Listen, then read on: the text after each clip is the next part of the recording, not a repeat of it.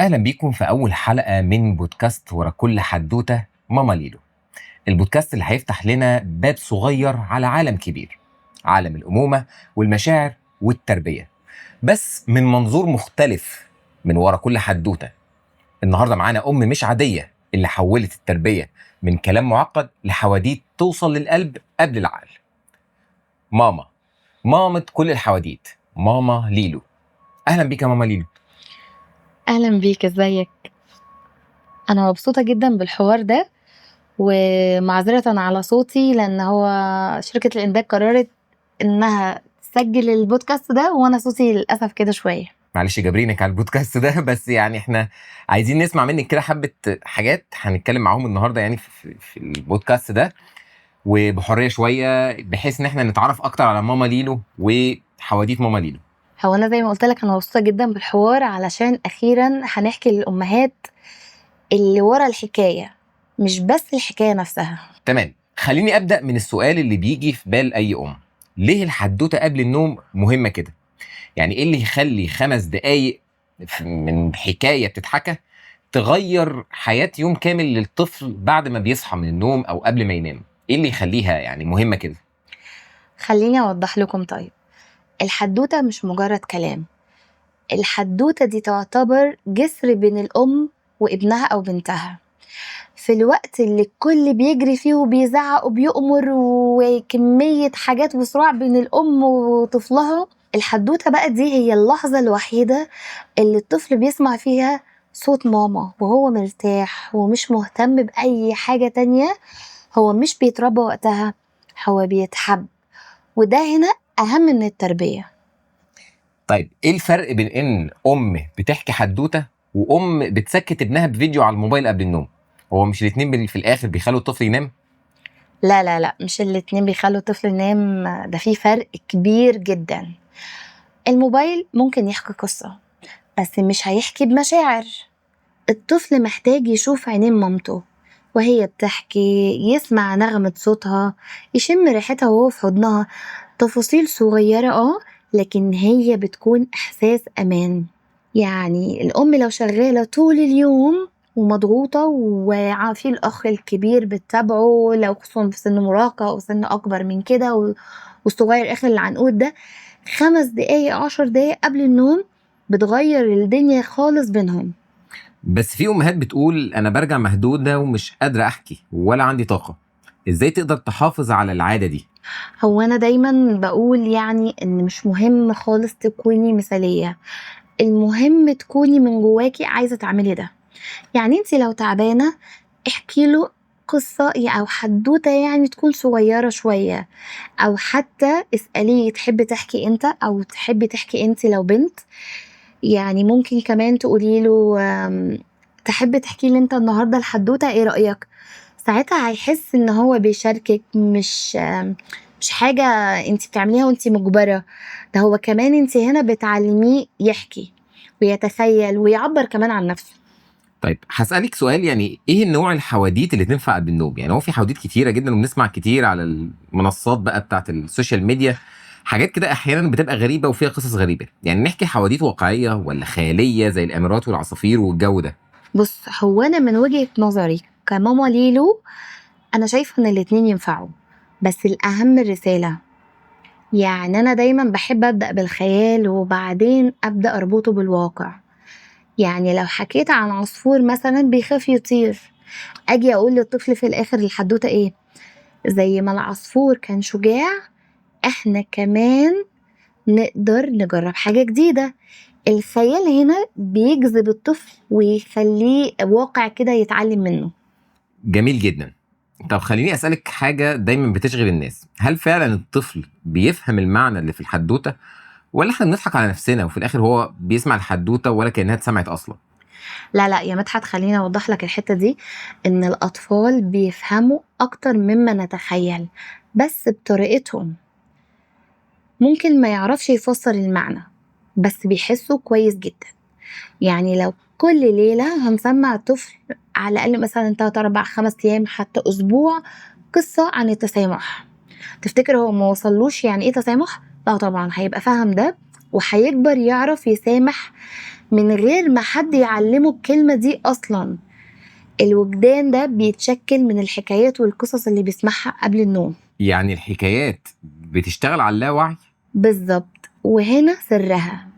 الحدوتة بتدخل للعقل من باب العاطفة، مش بتؤمر، مش بتهاجم، بس بتزرع فكرة جوه الطفل من غير مقاومة منه ولا شد وجذب بينه وبين ماما أو بابا ولا أي حاجة من دي.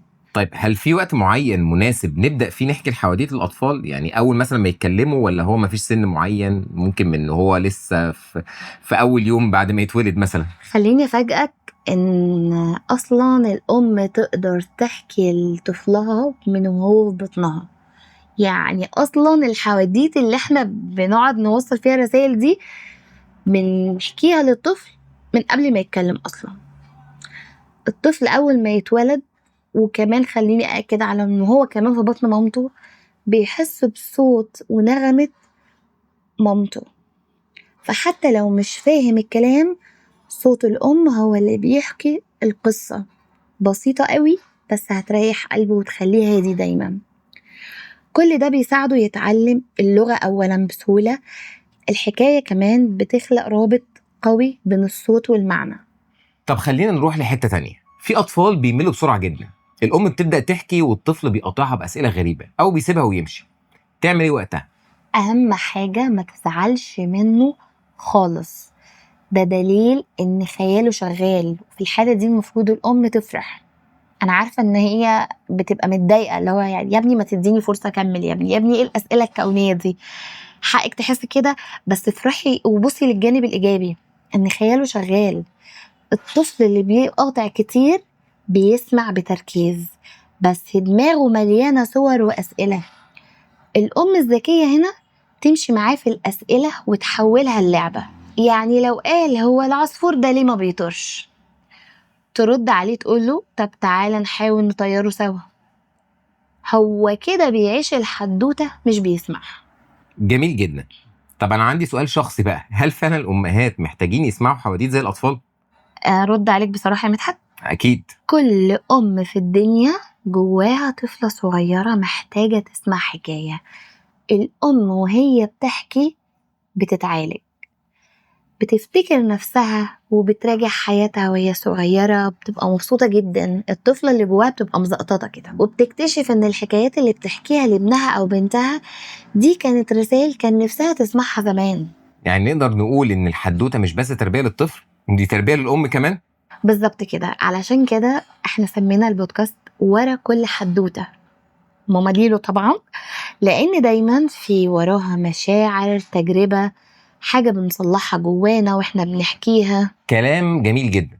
هو في سؤال غريب شوية، هو في وقت غلط نحكي فيه الحدوتة؟ يعني مثلا لو الطفل متعصب أو زعلان أجي أجيله كده أقول له تعالى يا حبيبي أحكي لك حدوتة؟ السؤال ده مهم جدا. الحدوتة فعلا مش دايما هي الحل. لو الطفل زعلان أو متعصب قوي مش هيقدر يسمع ولا يستقبل أي حاجة نهائي، لا من أم ولا من أب ولا من أي حاجة. ساعتها لازم الأم تحتويه الأول وتهديه، تحضنه وتطبطب عليه، وبعدين تبتدي تحكيله. ساعتها الحكاية تشتغل هنا كدواء ليه، مش ككلمة وخلاص أو حدوتة وخلاص هتعدي. يعني كمية رسائل في الحلقة دي مش طبيعية. أظن دلوقتي عرفنا ليه الحدوتة قبل النوم أهم من 1000 نصيحة. طب سؤال على لسان الأمهات، هي دلوقتي لو ما بتعرفش تحكي وبتقول بخاف أغلط أو أنسى القصة، تقول لها إيه؟ أقول لها طبعا اوعي تخافي، ما تخافيش. ابنك مش مستني شكسبير هو اللي يحكي له القصة، هو مستني يسمعك انتي كماما. حتى لو الحدوتة ملهاش معنى كبير، المهم الإحساس والصوت الدافي والحنية. لما يكبر هيقول أنا كنت بحب الوقت اللي ماما بتحكي لي فيه حدوتة، مش كانت بتحكي لي قصة كاملة. أو حتى لو انتي بتسمعي معاه حدوتة سوا لسبب حاجة معينة انت مش عارفة تجيبيها له ازاي، فهيبقى برضو فاكر لك ده انك قاعدة منتبهة معاه، ولا ماسكة موبايل ولا مشغله له الحدوته وسايباه وقاعده بره. لا، اهتمي بانك تبقي مركزه معاه حلو قوي، واساليه كمان في الحدوته انت استفدت ايه، انت فهمت ايه منها، لو هو بيعرف يتكلم يعني. خليني اسالك بقى سؤال، حاجه تانية مختلفه شويه، هو الوقت الصح اللي بنحكي فيه الحدوته يعني بطريقه مختلفه شويه، هل لازم يبقى قبل النوم؟ بص، هو بصراحة الوقت المثالي فعلا قبل النوم. ليه؟ علشان عقل الطفل بيكون هادي ومستعد انه يستقبل اي حاجة ممكن تتقال، بس ممكن كمان نحكيها وقت زعل او خوف. يعني مثلا لو حصل للطفل موقف في الحضانة او المدرسة، ممكن احكي له قصة شبهها ومن غير ما اوجهها له خالص، هو هيفهم الرسالة. الحدوتة انا شايفة انها علاج تربوي، بتعلم من غير ما تعلم.